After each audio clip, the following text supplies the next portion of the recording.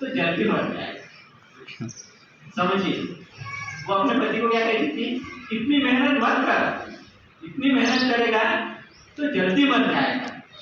लेकिन धीरे धीरे उसने जब ये वहां के लोगों को देखा तो उसके समझ में आया कि जो लोग मेहनत कर रहे हैं वो ज्यादा जी रहे हैं, उनकी उम्र लंबी है, और वो जिस परिवार से आई थी शहर से, तो वहां के लोगों की उम्र कम है।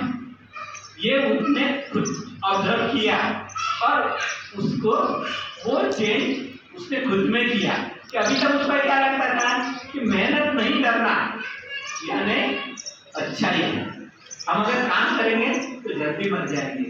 लेकिन धीरे धीरे उसके ही खुद के समझ में आया कि नहीं, काम करने से आदमी दुबला नहीं होता, दुबला होता है रोटी न मिलने से, उसको खाना न मिलने से।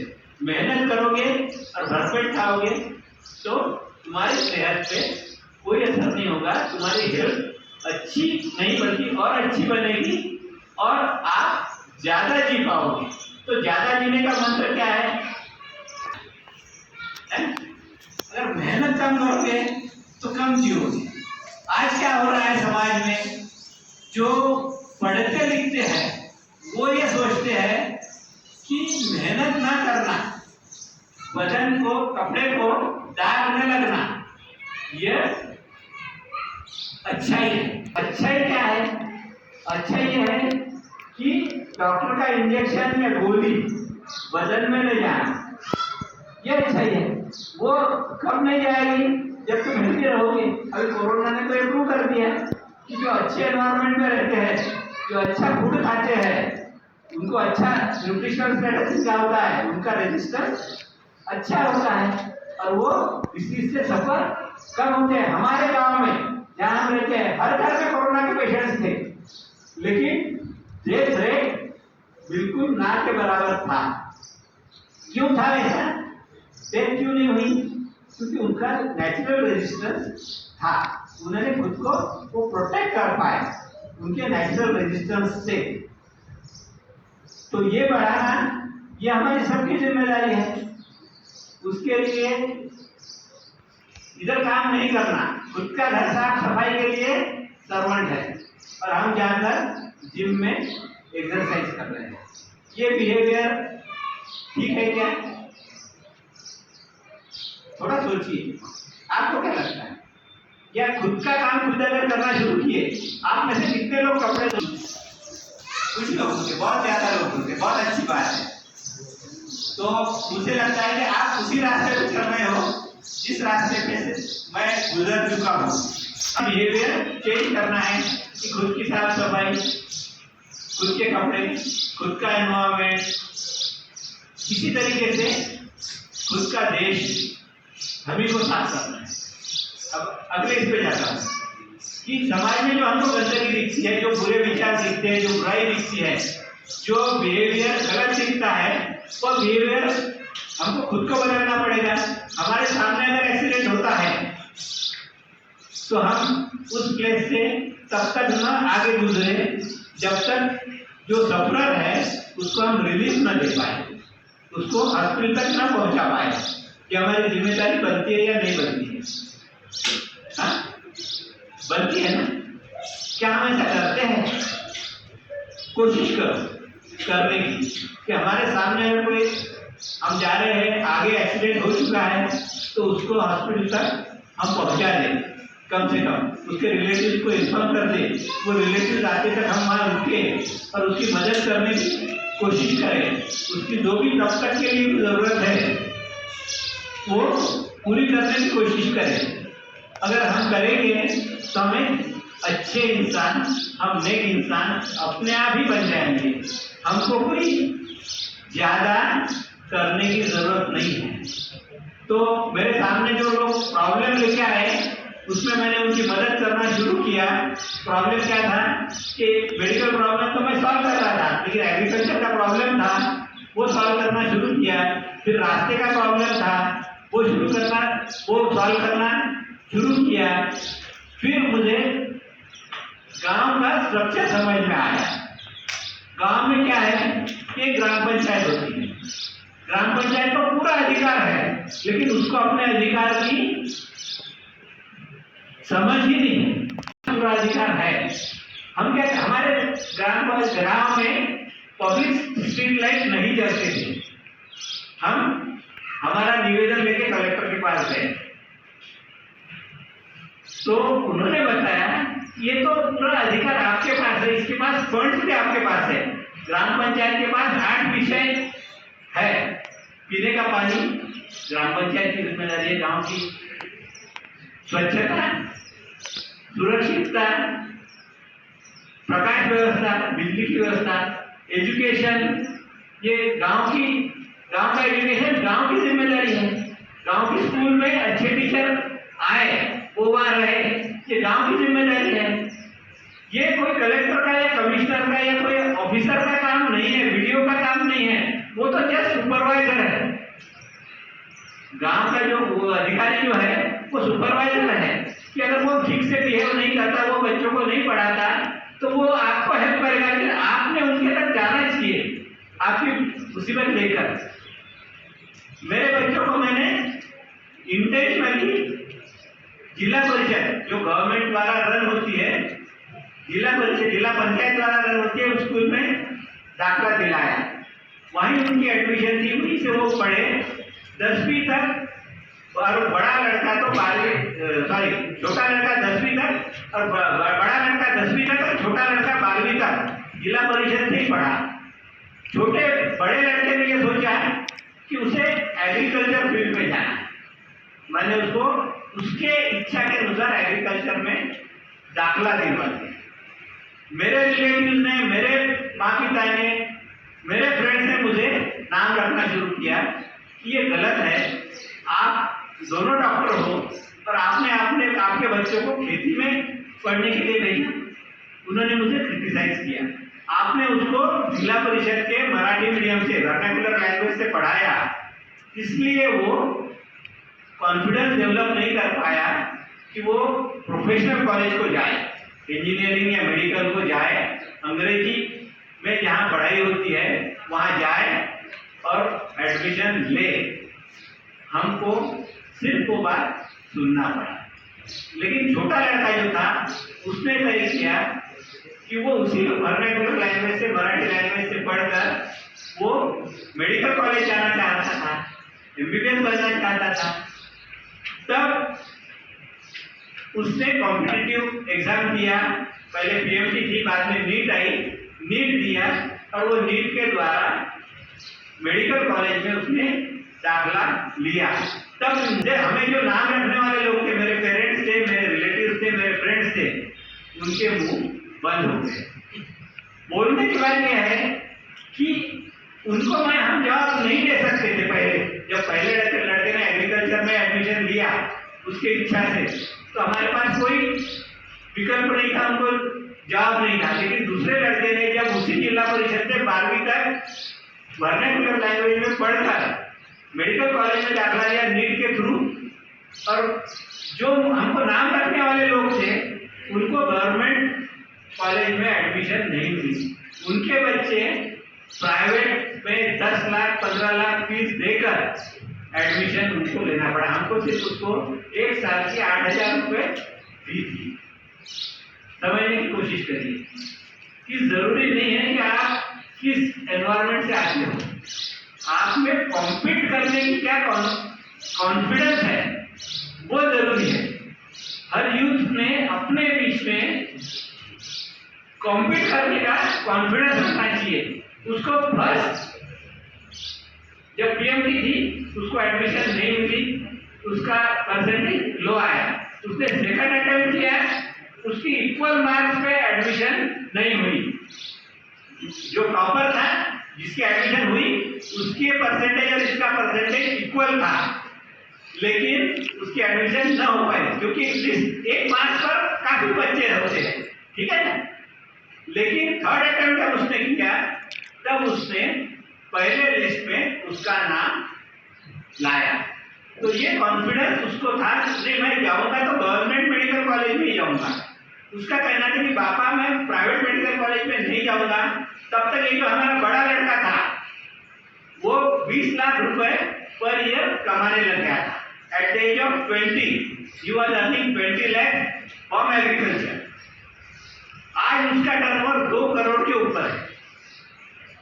जो बड़ा लड़का है वो सिर्फ मात्र 31 साल का है, उसकी पत्नी 29 साल की है, दोनों का टर्नओवर 2 करोड़ का है एग्रीकल्चर। उसके सब्जेक्ट ऑफ इंटरेस्ट था वो, ये मैं इससे बताया ऑफ इंटरेस्ट था। जब हम अपना सब्जेक्ट ऑफ इंटरेस्ट पकड़ते हैं ना तो हम आगे जाते हैं। हमको अगर जबरदस्ती कोई लाके बैठा दे ये सीखो तो हमको उसमें इंटरेस्ट नहीं होता। जब वो रात को 12 बजे 2 बजे नोजल बदलने स्प्रिंकलर के जाता था खेत में, तो मेरे पत्नी ने मुझे सवाल पूछा, क्यों तुमको ठीक लग रहा है क्या ये? क्या रात को 2 बजे उठकर नोजल बदलने स्प्रिंकलर के खेत में जा रहा है?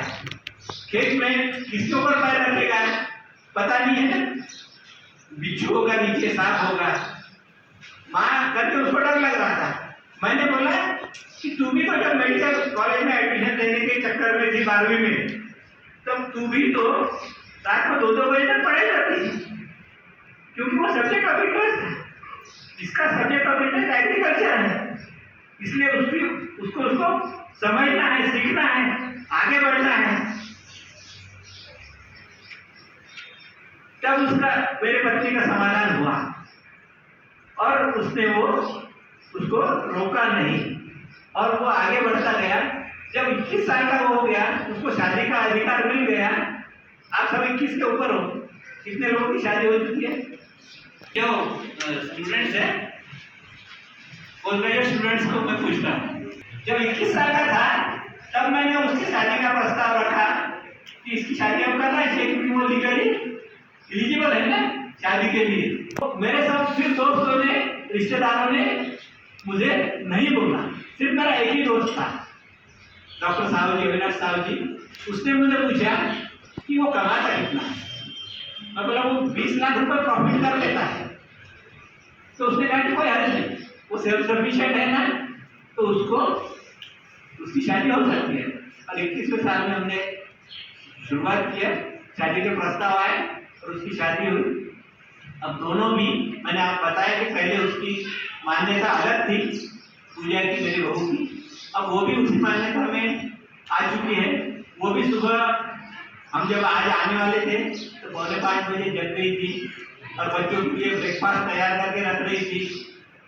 हमको पूछा कि आप लोग लेते रहेंगे क्या ब्रेकफास्ट, तो वैसा उसने ब्रेकफास्ट प्रिपेयर किया, बच्चों के लिए टिफिन भर के रखा और सुबह 6 बजे वो उसकी ड्यूटी एग्रीकल्चर की जो है खेती की, उसके लिए मजदूरों के साथ में चली गई।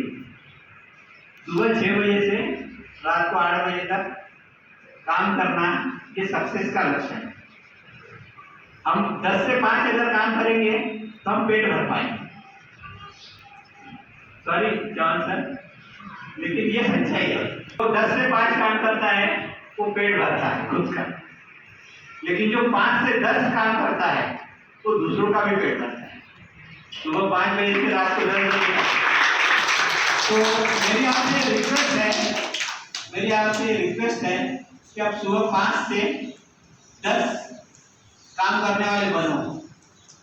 क्या तो हमारे देश का भी भविष्य अच्छा और अच्छा होगा और हम खुद भी बहुत अच्छे बनेंगे और दूसरों को हम रोजी रोटी दे पाएंगे। स्टार्ट रखो कि हम दूसरों को काम दें, सर्वेंट ना बने, नौकरी ना करी तो नाचा करें।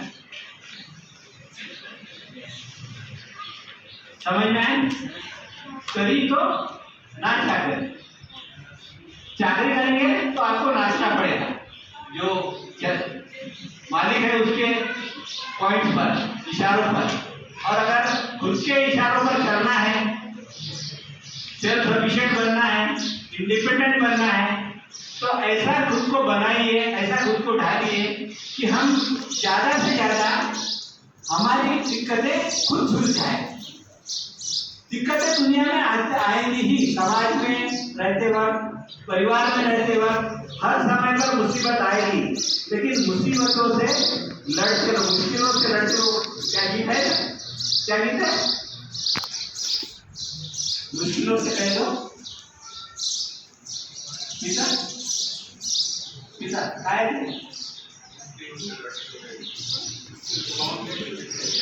ये मत कहो खुदा से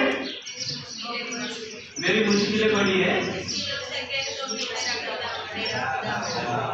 तो ऐसे खुद बनो कि हर मुसीबत को सुलझाने वाले आप बनो। जब तक आप मुसीबतें दूर नहीं करेंगे, और एक कि मुसीबतें आती हैं, मुसीबतें रुकती नहीं है, आती है और जाती है। अब क्या कहते हैं, हमको उसका एक्सपीरियंस कैसा हुआ है, ये थोड़ा मैं एग्जांपल देता हूँ। जब 10वीं में, जब इंटर्नशिप में थे, तब नागपुर से भोपाल और भोपाल से नागपुर साइकिल से जाने का हमने तय किया। 3 दोस्त थे, तीनों ने तय किया कि नागपुर से भोपाल और भोपाल से नागपुर 1000 किलोमीटर साइकिलिंग करना है। तो आगे पहाड़ दिखता था, पहाड़ी दिखती थी। तो हम उधर से आने वाले लोगों को पूछते थे कि ये पहाड़ी कितने ऊंचाई तक हमको चढ़ना पड़ेगा, क्योंकि पहाड़ी पे चढ़ते हुए साइकिल हाथ में लेके चढ़ना पड़ता था।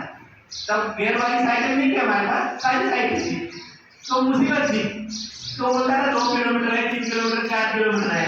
तब ऐसा रिलीज पाते कि अभी से 4 किलोमीटर अपने को चढ़ना है, 2 किलोमीटर चढ़ना है। लेकिन एक खोज उस वक्त हमको लगी। वो खोज ऐसी थी कि हम वैरायटीज क्लब नागपुर से निकले थे। भोपाल जाकर फिर से वैरायटीज क्लब नागपुर ही आना था। तो कितनी चढ़ाई थी बताइए? पारडा से निकले, बुल्ढाना गए, चढ़ाई नहीं गई, और फिर पारडा वापस आए। तो कितनी चढ़ाई हो गई? 0। जितनी चढ़े उतने उतने भी नहीं।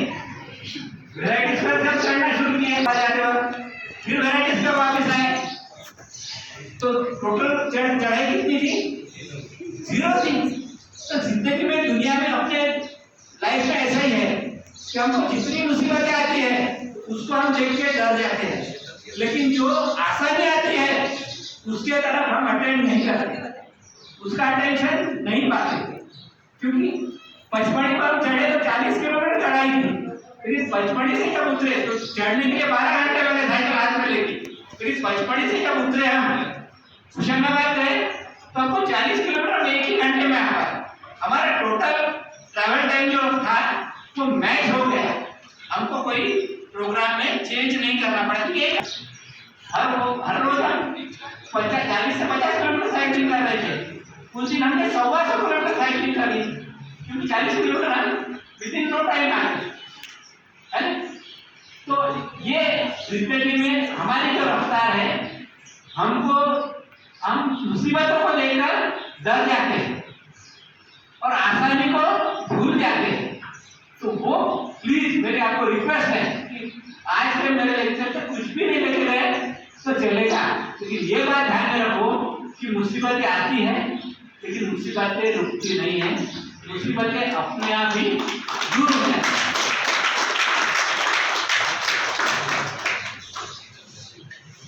मैं रुकने के पहले अगर किसी को कुछ पूछना है तो जरूर पूछिए, मैं जवाब दूंगा। और माफ करना, मैं शायद कुछ सब्जेक्ट से बाहर भी बोला होगा तो ऑर्गेनाइजर मुझे माफ करे, ऐसे मैं विनती करता हूँ।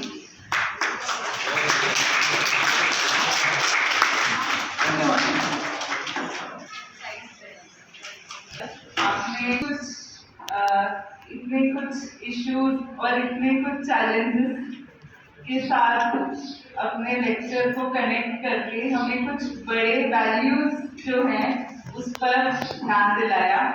आपकी ध्यान गया, उसके लिए बहुत बहुत धन्यवाद। नेक्स्ट मैं